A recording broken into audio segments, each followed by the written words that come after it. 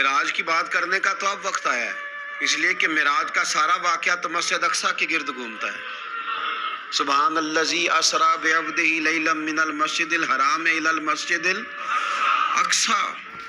حضور نے معراج کی رات مسجد اقصیٰ میں نماز پڑھائی تھی، اور ایک بار پھر سے طیبہ سے فلسطین میں آ، راستہ دیکھتی ہے پھر مسجد اقصیٰ تیرا۔ ایک بار حضور گئے تھے مکے سے مسجد اقصیٰ، اور پھر حضور فرماتے ہیں جب میں واپس گیا نا تو کفار نے جو کہ مسجد اقصیٰ دیکھی ہوئی تھی تو مجھ سے پوچھنا شروع کر دیا کہ مسجد اقصیٰ کی کھڑکیاں کتنی ہیں، دروازے کتنے ہیں، پلر کتنے ہیں۔ جب انہوں نے سوال جواب کیے تو حضور فرماتے ہیں کہ رب کریم نے مسجد اقصیٰ کو اٹھا کے میرے سامنے رکھ دیا۔ میں دیکھتا جاتا تھا، بتاتا جاتا تھا، کہہ لوں بات کر لوں۔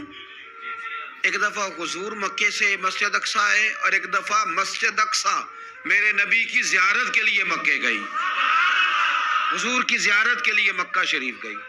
اور میرے نبی تو صرف کسی چیز کی طرف ایک دفعہ دیکھ لیں تو وہاں رحمت کے پھول کھلتے ہیں۔ مسجد اقصیٰ کی طرف منہ کر کے 17 مہینے میرے نبی نے نماز پڑھی ہے۔ مسلمانوں پتہ ہی کوئی نہیں، ہماری خبریں ہی اور ہیں، ہمارا درد ہی اور ہے، ہمیں پتہ ہی نہیں بم کہاں برس رہے ہیں، ہمیں یہ خبر ہی نہیں۔ اور میں اس دور میں تقریریں کر رہا ہوں جہاں سوتوں کو جگانا نہیں پڑتا، جاگتوں کو جگانا پڑتا ہے۔ سیانے لوگوں کو سمجھانا ہمارے ذمہ لگ گیا، کیا کرے؟ اس قوم کو سکھانا پڑتا ہے جسے پتہ سارا ہے، لیکن جان بوجھ کے آنکھیں ہماری بند ہیں۔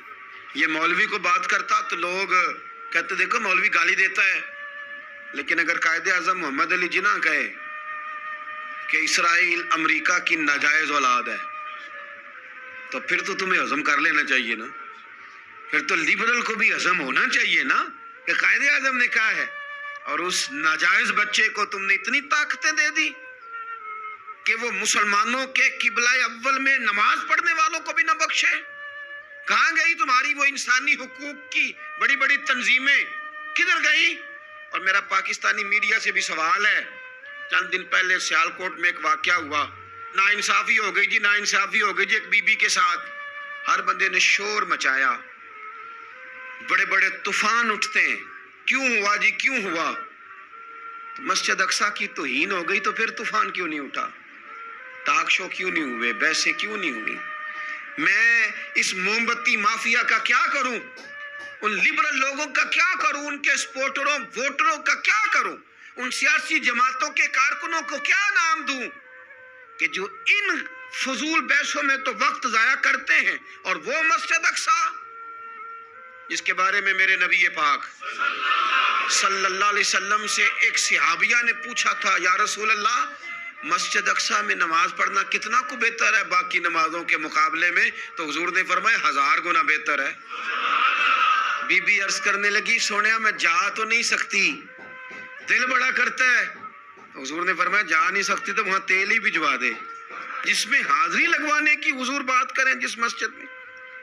اور نبی پاک علیہ السلام نے فرمایا خاص کر کے سفر کرنا ہوا تو 3 مسجدوں کے لیے کرنا، ایک مسجد حرام بیت اللہ کے لیے، ایک مسجد نبوی کے لیے، اور تیسرا مسجد اقصیٰ کی۔ ایک بات بڑی ضروری ہے، وہ میں نے آپ سے ضرور کرنی ہے۔ ایک آیت ہے قرآن پاک کی سورۃ بقرہ پہلا سپارہ آیت نمبر 120۔ اللہ تعالیٰ نے ایک حد بیان کر دی، فرمایا وَلَن تَرْضَىٰ عَنْكَ الْيَهُودُ وَلَا النَّصَارَىٰ حَتَّىٰ تَتَّبِعَ مِلَّتَهُمْ۔ فرمایا یہ یہودی اور عیسائی تم سے ہرگز راضی نہیں ہوں گے۔ یہ قرآن ہے، اور سادہ ترجمہ تفسیر کی بھی ضرورت نہیں۔ یہ معاہدے کر لیں، محبت کے وعدے کر لیں، یہ تم سے راضی نہیں ہوں گے۔ کب راضی ہوں گے؟ حتیٰ تتبع ملتہم، یہاں تک کہ تم ان کے دین کی پیروی کرنے لگ جاؤ۔ میرا جب پہلی دفعہ پاسپورٹ بنا تو میں نے سارا پڑھا، کتابیں پڑھنے کا شوق تھا شروع سے۔ اس کے ہر صفحے پہ لکھا ہے کہ سوائے اسرائیل کے، یعنی آپ پوری دنیا میں یہ سبز ہلالی پاسپورٹ لے کے جا سکتے ہیں، خبردار اسرائیل آپ یہ پاسپورٹ لے کے نہیں جا سکتے۔ یعنی اتنی نفرت کسی ملک سے کہ اس پر لکھ کے چھاپ دیا ہر صفحے پر کہ یہ پاسپورٹ سوائے اسرائیل کے ہر ملک کے لیے کارآمد ہے۔ میرا سوال ہے عرب کے ان لیڈروں سے جنہوں نے اسرائیل کے ساتھ معاہدہ کیا، مجھے بتاؤ تمہیں فلسطین کی بیٹیاں بھول گئی نا ساری کی ساری؟ تمہیں وہ ماں بھول گئی نا جو مسجد اقصیٰ کے دروازے پہ کھڑی ہو کے چیخیں مارتی تھی اور کہتی تھی کوئی علی کو خبر کرو کہ میری بچیاں قید میں ہیں؟ بھول گئی؟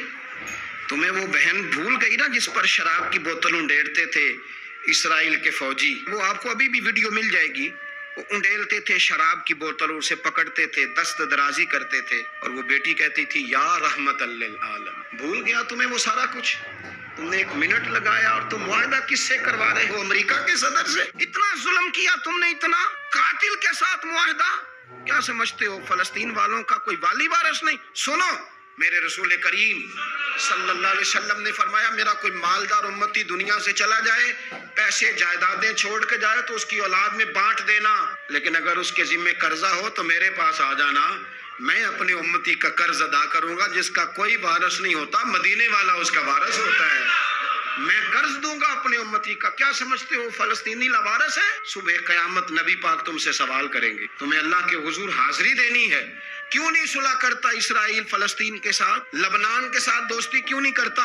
شام سارا کٹ گیا اسرائیل کی وجہ سے. آج تمہیں خیال آیا ان کے ساتھ معاہدہ کرنے کا؟ ہمیں سبق پڑھاتے ہو خدا سے ڈرو. اور پھر اقبال کہتے ہیں مسلمانوں سے مایوس نہ ہونا، حکمرانوں سے زیادہ امیدیں بھی نہ لگانا. وہ جو چھوٹے چھوٹے لوگ نکلے تھے نا صحرا سے، بظاہر غریب تھے، بظاہر ان کے پاس مال نہیں تھا، وہ خالد بن ولید جیسے، وہ سعد بن ابی وقاص جیسے، بظاہر ان کے پاس زیادہ اسلحہ نہیں تھا. اقبال کہنے لگے مایوس نہ ہونا، یہ نہیں کہنا بن کچھ نہیں سکتا. فرمانے لگے رات میں نے سنا ہے فرشتے آپس میں باتیں کر رہے. واہ اقبال، تیرا بھی انداز کتنا نرالا ہے. کہنے لگے رات فرشتے آپس میں باتیں کر رہے تھے، میں نے سن لی ہے. بھلا وہ کیا کہہ رہے تھے؟ یہ سارے لوگ نا خالد بن ولید، سعد بن ابی وقاص، یہ صحرا کے رہنے والے تھے، اور اس وقت کی سب سے سپر پاور روما کہلاتی تھی. الٹ پلٹ کے رکھ دی ساری رومی سلطنت. تو اقبال کہنے لگے رات فرشتے آپس میں باتیں کر رہے تھے کہ سنا ہے پاکستان کے، ہندوستان کے مسلمان جوان مایوس ہو گئے. کہنے لگا نہ مایوس ہونا، نکل کے صحرا سے، جس نے روما کی سلطنت کو الٹ دیا تھا، نکل کے صحرا سے. گرمی دیکھو اس شعر کی، ولولہ دیکھو اس مرد کا جو مصور پاکستان ہے. نکل کے صحرا سے جس نے روما کی سلطنت کو الٹ دیا تھا، سنا ہے میں نے یہ قدسیوں سے، وہ شیر پھر ہوشیار ہوگا. وہ کل باتیں کر رہے تھے کہ بہت سارے ان میں سے پھر جاگ گئے اور بڑی جلدی وہ بلاک بنائیں گے. سنا ہے میں نے یہ قدسیوں سے کہ وہ شیر پھر ہوشیار ہوگا، وہ آئے گا میدان میں، نکلے گا. لوگ بیچارے عقیدتوں اور محبتوں کا خراج دیتے رہیں گے، لیکن وَحُصِّلَ مَا فِي الصُّدُورِ، جب قیامت میں پردہ کھلے گا، قیامت میں پردہ کھلے گا. میں نے کہا تھا کچھ جمعے پہلے، پھر بات دہراتا ہوں. ایک درویش شخص ہیں، وہ کہتے ہیں میں زندگی میں کبھی نہیں کام پا، پر ایک طوائف مجھ پہ راشا طاری کر گئی. طوائف کہتا ہے میں نے جبہ کبا پہنا تھا، طوائف میرے پاس سے گزر رہی تھی، تو میں نے اس کو کہا کہ بچے باز آ جا، اللہ اللہ کیا کر، چھوڑ دے. تو اس نے نقاب آگے کر لیا. کہنے لگی بابا میں تو آپ کی بات پر عمل کروں گی، پر ایک جملہ کہنے کی اجازت ہے؟ تو میں نے کہا بیٹی کہہ لو. کہنے لگی بابا میں تو جو نظر آ رہی ہوں نا وہی ہوں، جو نظر آتی ہوں وہی کہلاتی ہوں. تو بتا تو جو کہلاتا ہے وہ نظر، جو نظر آتا ہے وہی کہلاتا ہے کہ کچھ اور بھی ہے؟ تو کہلاتا کچھ ہے اور بنا ہوا ہے کچھ اور. تو بھی دیکھ کہ تو وہی ہے جو تو کہلاتا ہے. کیا حساب نہیں دینا لوگوں نے؟ باہر نہیں آئیں گی یہ ساری چیزیں. تمہیں بڑا دھوکہ، اور کوئی چیز نہیں ملی استعمال کرنے کو. جب الیکشن آیا تو اسلام زندہ باد، جب الیکشن آیا تو اسلام زندہ باد، اور اس کے نام پہ ووٹ اور اس کے نام پہ سارا کچھ. اور جب تھوڑا سا اللہ تعالیٰ خیر فرمائے حالات بدل گئے، 2-3 سیٹیں مل گئیں، تو پھر کسی بھی حکومت کے پاس جا کے 2 وزارتیں لے لی. میرے پاس بھی لوگ آتے رہتے ہیں. ہماری قوم کو سب کو سیاستدان بنا دیا گیا ہے. اس طرح سیاستدان کا کوئی پتہ نہیں نا کس پارٹی کا ہے، اس طرح عوام کا بھی اب یہ سارا نفاق ان لوگوں نے برپا کیا ہے. یہ ان لوگوں نے لوگوں میں بات اچھالی ہے. لوگ بھی اس کو بھی کہہ دیتے ہیں تیرے ساتھ ہیں، اس کو بھی کہہ دیتے ہیں. کیا کریں ان کے شر سے بچنے کے لیے ایسا کریں، ورنہ شر پھیلاتے ہیں. ایک صاحب میرے پاس آ گئے. اب جب آپ کے پاس کوئی شخص آتا ہے تو آپ دروازہ تھوڑی بند کر سکتے ہیں. آ گئے ملنے کے لیے. انہوں نے آ کے نا موبائل نکالا. کہنے لگے 100 سے زیادہ تقریریں ہیں آپ کی تقریر سنے بغیر میں سوتا نہیں. آئے سیاسی مقصد کے لیے، میں آپ کی تقریر سنتا ہوں. میں نے کہا اللہ آپ کو جزائے خیر دے، مجھے تو پوری دنیا سے لوگ کہتے ہیں تقریر سنتا ہوں، چلے مہربانی ہے، مجھے تب فائدہ ہے جب کوئی تقریر سن کے اثر بھی کرے، تو چلے خیر آپ کہہ رہے ہیں تو اچھی بات ہے۔ انہوں نے اس پر اور تھوڑا زور دینا شروع کیا، تو کئی دفعہ نا تکلیف ہوتی ہے کہ یار آپ کیا سمجھتے ہیں سامنے والا پاگل ہے، بیوقوف ہے، اور جو ساتھ لے کے آنے والے ہوتے ہیں وہ بھی خیال نہیں کرتے ہم کیا کہہ رہے ہیں، آپ پاگل سمجھ رہے ہیں سامنے والے کو کہ آپ جھوٹی تعریف کریں گے سامنے والا مان جائے گا، ڈرنا چاہیے اللہ تعالیٰ سے۔ جی بڑی تکلیف، جی آپ وہ جو آپ نے ایک موقع پہ کہا تھا، میں نے اسے کہا، میں نے کہا صاحب آپ نے 10 دفعہ کہا ہے تو میں نے سن لیا ہے، لیکن مجھے 1% بھی خوشی نہیں کہ آپ مجھے سنتے، یہ کام آپ الیکشن کے بعد آ کے میرے ساتھ کرتے تو مجھے بڑی خوشی ہوتی، مجھے تسلی ہوتی کہ آپ واقعی مجھے سنتے ہیں۔ یہ کیا بات ہوئی، پتہ نہیں اب آپ کس کس کو جا کے یہ کہیں گے، کس کس کے ساتھ آپ یہ زاویہ نگاہ لگائیں گے، جو تجھے دیکھ کے پھر کسی اور کو بھی دیکھے، جو تجھے دیکھ کے پھر کسی اور کو بھی دیکھے، تماشائی ہے وہ طالب دیدار نہیں۔ تو میں نے کہا آپ تماشائی بن کے نہ آئے، مہربانی فرمائیں جائیں کہیں اور جا کے، کیا سمجھا لوگوں نے، جس طرح کا موڈ آئے گا جس کے ساتھ آپ جائیں گے۔ اب تو اتنا ماحول عجیب ہو گیا، پہلے کو کسی بزرگ سے ملتا تھا نا، کسی کو نیک سمجھ کے تو کہتا تھا حضرت میرے لیے دعا کرنا، اب کو ملتا تو کہتا حضرت جی اوراں ویکھیا جے تہاڈی سیلفی لینی ہے۔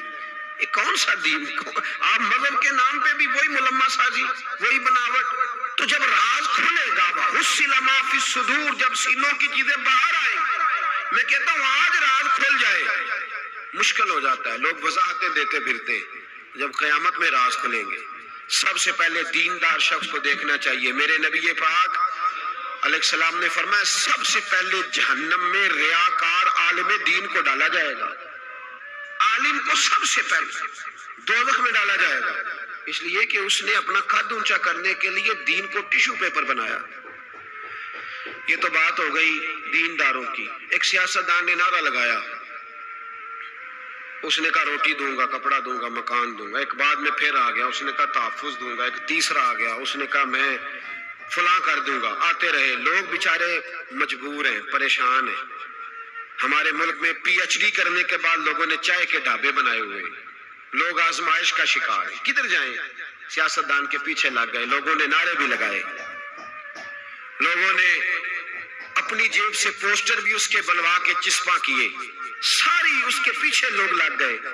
اب ہمیں تو نہیں نہ پتا تھا کہ وہ تو غریبوں کے جذبات سے کھیل کر اپنا قد اونچا کرنے جا رہا ہے، وہ تو ہوس اقتدار کا پجاری ہے، وہ تو صرف کرسی کے لیے لوگوں کے جذبات سے کھیل رہا تھا۔ اس نے تو اتنے زبردست نعرے اس لیے سکھائے تھے کہ لوگ میرے پیچھے لگ جائیں، کسی کی مجبوری کا نام لے کے اسے پیچھے لگا کے پھر وہ اپنے ذاتی مفادات لینا چاہتا تھا۔ اللہ فرماتے ہیں دنیا میں تو دھوکہ دے لے گا، پر وَحُصِّلَ مَا فِي الصُّدُورِ، میں راز کھول دوں گا۔ ایک حدیث سنانے لگا جو آپ نے رٹ کے یاد کرنی ہے، کر لیں گے انشاءاللہ؟ بولیے سارے کہیے انشاءاللہ کر لیں گے یاد ماشاءاللہ سے۔ سنیں، ابو داؤد شریف میں، ترمذی میں حدیث ہے، نبی پاک علیہ السلام نے فرمایا کچھ لوگوں کی پشتوں پر اللہ قیامت میں جھنڈے گاڑ دے گا۔ پشت ہوتی ہے نا، پشت، مقعد، سرین، اس پر اللہ جھنڈا گاڑ دے گا، وجود کے ساتھ لگا دے گا۔ حدیث صحیح عرض کر رہا ہوں، حضرت انس بن مالک رضی اللہ تعالیٰ عنہ حدیث کے راوی ہے، فرمایا جھنڈا پشت کے ساتھ گاڑ دیا جائے گا، اونچا جھنڈا ہوگا قد سے۔ تو لوگ سارے کہیں گے یا اللہ یہ کون ہے، کون ہے یہ؟ تو رب کریم فرمائے گا یہ اپنی قوم کا غدار ہے، یہ اپنی قوم کا، ان کے جھنڈے یہاں نہیں لگیں گے، ان کے جھنڈے وہاں بھی لگیں گے۔ میرے نبی پاک علیہ السلام نے فرمایا غداروں کی پشتوں پہ اللہ جھنڈے لگائے گا، اور یہ جھنڈے لگیں گے، اور جب لوگ پوچھیں گے یہ کون ہے تو کہا جائے گا وہ یہ ہے جس کو قوم نے امانت دار سمجھ کے سربراہی دی پر یہ غدار نکلا، قوم نے اعتماد کیا، امانت دار سمجھ کر یہ غدار نکلا۔ یاد رکھنا تمہارے جھنڈے لگیں گے، آج تمہاری گاڑیوں پہ سرکاری جھنڈے ہیں، آج تمہاری بڑے بازاروں پر سرکاری جھنڈا ہے، قیامت میں تمہاری پشت پر غداری کا جھنڈا ہوگا، غداری کا۔ اور میرے نبی پاک علیہ السلام نے فرمایا غریبوں کو اللہ قوت دے دے گا، اور جو تکبر کرنے والے تھے انہیں اللہ کیڑیوں کی شکل عطا کرے گا، چیونٹیوں کی شکل، کیڑے مکوڑے بنا دے گا، اور غریب پیروں کے نیچے مسل کے جائیں گے۔ وقت تھوڑا رہ گیا۔ وَحُصِّلَ مَا فِي الصُّدُورِ، فرمایا تمہارے سینے کے سارے راز اللہ باہر نکال دے گا، فاش ہو جائے گی ہر چیز، کھل جائے گا سارا، آئینہ باہر آئے گا، تمہیں وہ سارا کچھ بھگتنا ہے۔ کتنے بادشاہ گزرے آپ کے ملک میں، کتنوں کی قبروں پہ لوگ فاتحہ پڑھنے جاتے ہیں، کتنے ہیں جن کا اب نام ہوتا ہے، تصویریں لگی ہوئی ہیں پارلیمنٹ میں، اس سے زیادہ کوئی شے ختم ہو گئی بات۔ کدھر گئے ہمارے تو نوجوانوں کو یاد بھی نہیں، کیا کسی نے کمال کر لیا وزیر اعظم بن کے، کیا اس نے کر لیا، ختم ہو گئی بات۔ خدا را جو آپ ہیں آپ وہی بیان کریں، دھوکہ نہ دیں، ورنہ یہ راز جب کھلے گا، میرے نبی پاک علیہ السلام نے فرمایا بہت بڑا تاجر قیامت میں اللہ کی بارگاہ میں کھڑا کیا جائے گا، اللہ اس کے بچوں کو بھی بلائے گا، کہے گا تمہیں پتہ ہے تمہارا مال حرام ہے، ناجائز ہے، تمہارے باپ نے دھوکے سے کمایا ہے۔ تو نبی پاک علیہ السلام نے فرمایا، امام سیوطی نے حدیث لکھی ہے، نبی پاک فرمانے لگے وہ اولاد اپنے باپ پہ مقدمہ کر دے گی، وہ جن کو دے گیا نا کہ وہ والا پلاٹ بھی تیرا، وہ والا بھی تیرا، وہ والا بھی، وہ مقدمہ کر دے گا۔ وہ کہیں گے اے اللہ ہم نے اسے کہا تھا ہمیں ناجائز مال دے، اس سے پوچھ اس نے کیوں کمایا۔ میرے مصطفیٰ کریم علیہ السلام فرماتے ہیں احد پہاڑ کے برابر اس کی نیکیاں ہوں گی، لیکن جرم یہ ہوگا کہ کمائی حرام تھی، تو اللہ کریم ان بچوں کے مقدمے کی وجہ سے باپ کو جہنم میں داخل کر دے گا۔ یہاں وہ سخی بھی بن کے گیا، یہاں وہ کہتا، وہ کہانیاں سنایا کرتا تھا کہ میں بڑی محنت سے آگے گیا ہوں۔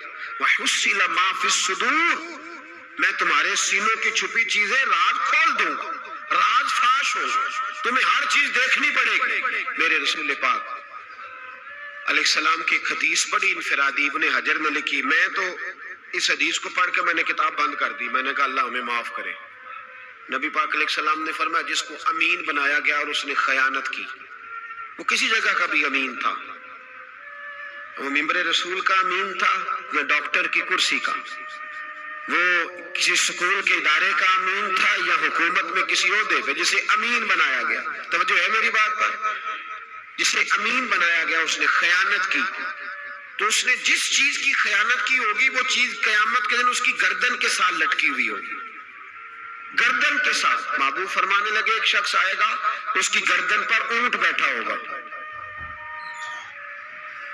اور حدیث کے لفظ یہ ہے حضور فرماتے ہیں مجھ سے فریاد کرے گا کہ یا رسول اللہ میری مدد کرے، تو میں اسے کہوں گا میں نے تجھے سمجھایا نہیں تھا، اب تیرے بارے میں اللہ فیصلہ کرے گا۔ پھر ایک اور شخص آئے گا تو اس کی گردن کے ساتھ، اس نے چونکہ گھوڑے چرائے تھے تو اس کی گردن کے ساتھ گھوڑے لٹکے ہوئے ہوں گے، گھوڑے، اللہ اکبر، تو وہ فریاد کرے گا حضور میری مدد کرے۔ ذرا یہ چیزیں بھی جاگ کے سنا کرے۔ آپ شفاعت رسول کے موضوع پر نعرے لگاتے ہیں، پہلے یہ بھی تو دیکھیں نا حضور سفارش کریں گے کس کی، اس پر بھی ذرا غور فرمائے۔ وہ جو سبحان اللہ ماشاءاللہ والا عنوان ہوتا ہے اس پہ کہتے ہیں ماشاءاللہ جی آج تو پتہ چل گیا جنتی ہیں۔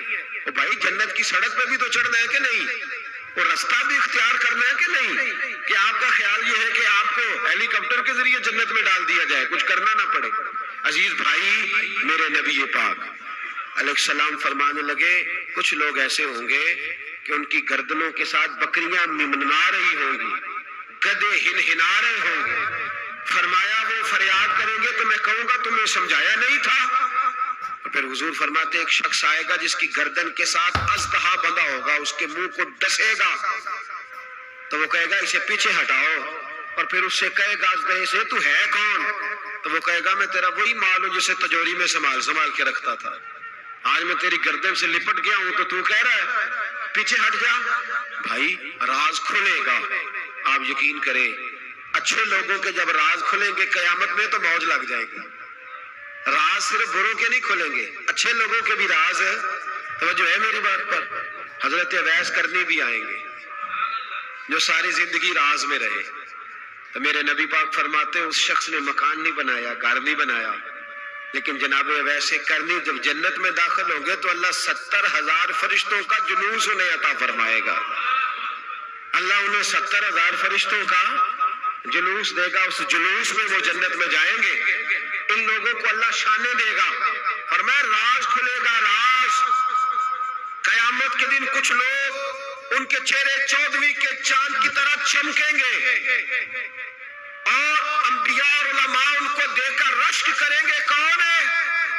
میرے مصطفیٰ کریم علیہ السلام فرماتے ہیں رب کریم فرمائے گا یہ میرے محبوب کی امت کے وہ نیک لوگ ہیں جس سے بھی محبت کرتے تھے اللہ کی رضا کے لیے کرتے تھے، اور جس سے بھی انہوں نے زندگی میں دشمنی رکھی صرف اللہ کی رضا کے لیے. اب یہ اللہ کی رضا والا معاملہ کہاں تھا؟ ان کے سینے کے اندر. اس کی جزا انہیں قیامت میں ملے گی. کچھ لوگوں کا راز کھلے گا، انہیں بڑا لطف آئے گا، بڑا مزہ آئے گا.